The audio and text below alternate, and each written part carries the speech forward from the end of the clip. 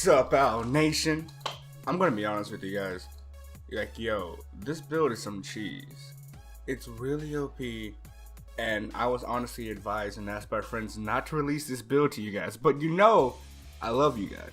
And since I love you guys so much to release such an OP cheesy build, I need you guys in return just to drop a few likes. Look, I'm not asking for you to drop the entire Bible of likes, but if you were to be that dope, that'd be amazing. But if we just can get just 10 likes on this, I'd really appreciate it, boys. I really would. Also, shout out to Notification Squad. I see you, fam. I sees you. Now, that being said, let's get started. Today's build is called the Mastered Ultra Instinct build. I could have called it anything else, but this is, I think, the best way to call this thing. Our first super on this build is going to be Raccoon Kick. Guys, I need you all to hear me. Homies, please, homies. Did I say homies? Homies. You've got to use Raccoon Kick. Raccoon Kick is the most slept on move I've ever seen in the universe too. But also, Raccoon Kick is vital to this build because not only does it do good damage, it resets the timer on our poses that we're going to be using in the build to keep up the Ultra Instinct state. So guys, there is no replacement on this build. Go out right now, grind for Raccoon Kick if you don't have it. It is gorgeous. Last time I said this in the other build video, but let me tell you again, gorgeous. Get the move. Next up on the build, we'll be using Divinity Unleashed. Now, everyone knows how this move works. I'm not going to go into it. However, what you don't know, what most people don't know, is that Divinity Unleashed has this really cool effect on it where if you use it and the preset timer that we have on our Ultra Instinct form is about to run low and you charge up your key and you get the buff, it extends the time of Ultra Instinct. Boys, listen to me. You need to use this on the build, but if you are stingy and you don't want to use it or it's just not your style, listen to me. We always got Rise to Action as a fallback. That's the only alternative for this move, I'm sorry. Rise to Action or Divinity Unleashed, take your pick, you gotta use one. This next part, there's not much I can really say here, so it's just two supers in one, and that I call the Ultra Instinct state. So we're gonna have to use both of these in one. You need Fighting Pose K or F and data input.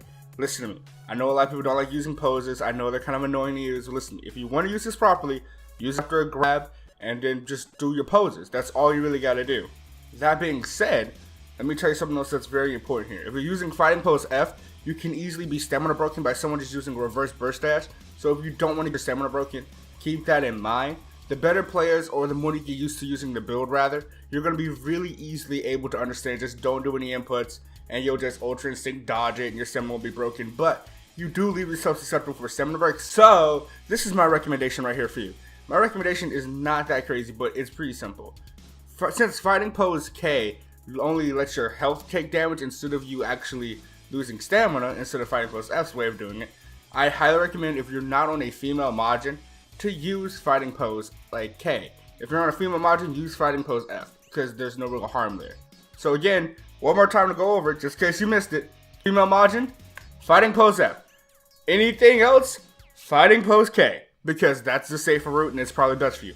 Now, Fighting Pose K does have its own drawbacks, just in case you were wondering. You can be grabbed out of it, and you do take damage to your health. You're not invincible, but you can take damage to your health, so keep that in mind. Don't go out there acting like you're Tarzan, fam. Look, I don't want you to be beating on your chest thinking you're Tarzan. That's not how this works.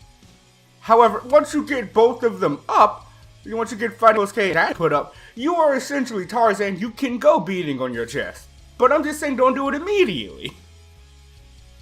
Your ultimates is up to you for this build. This build really isn't ultimate centric. In fact, I highly recommend not even using ultimates if you don't have to. They really don't do anything for you in this build except being show off. Like, you can use any ultimate you want though. So keep that in mind. Any ultimate, all you. Now, the last thing on this build is going to be our evasive. Our evasive matters so much because if you don't have it, it limits the ability for you to stay in the Ultra Instinct state.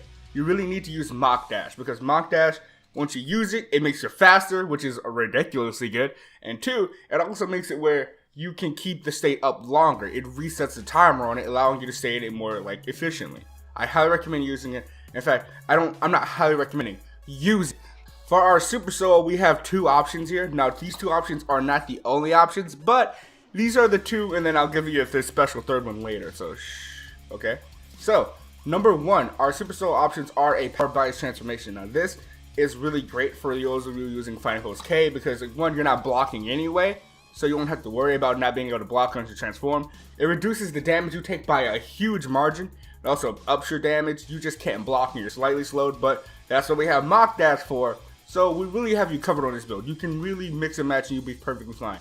However, for you female Majins out there, or somebody out there who just screwed it up to level maximum supreme, the testicular fortitude on that man, you would be able to do this, and this is what you can do. You could use I Like You Better When You're Mad. Using I Like You Better When You're Mad will give you the ability to reset your stamina quicker. You'll also be able to get max ki, which allows you to stay in the build faster because you can spam your stances, poses. So that's the thing you can do. Keep this in mind though. When doing this, this is some cheese, and this is some dastardly type, move set you got here. So if you're able to center break purposefully and keep it from being broken, I recommend Power by Transformation. It's a more safer route, but again, the rewards and risks are up to you. Take your chances with it. It's on you, fam. But now, listen to me. There's a third option, but I didn't tell you guys to use on this build. Like, guys, I'm not telling you to use on this build. Like, I need you guys to hear me. I'm telling you to use on this build. It would be ridiculous for you to be able to regen your health and keep fighting and not be able to be touched and be able to dodge everything and have super armor and walk through attacks. It would be really ridiculous if you had I'm not telling you guys to put on but if you were to, please subscribe and drop a like, because again, you heard it here from me, folks. So let's talk about the build. There's a couple things I think we should keep in mind when doing this build that are very essential to it and helping it grow and become a better build. One, knowing when and not to attack is a really good option. Knowing when to get off your stances or your poses, I call them stances just who I am, but to knowing when to get it off is a really big deal.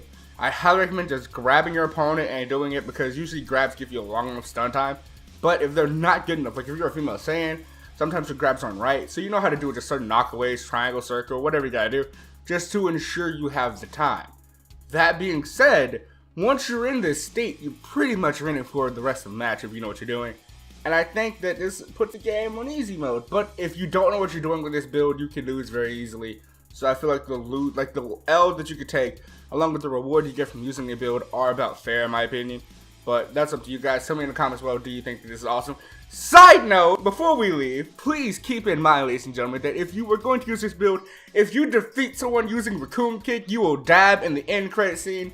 When it shows you at the fight, you show the slow motion mode, you dab. If you guys dab after winning a fight, subscribe for the one time, make a video out of it replying to this one, I want to see it. Link me in the video, follow me on Twitter at AlBlackYT, send me that, DM me this video, I want to see it.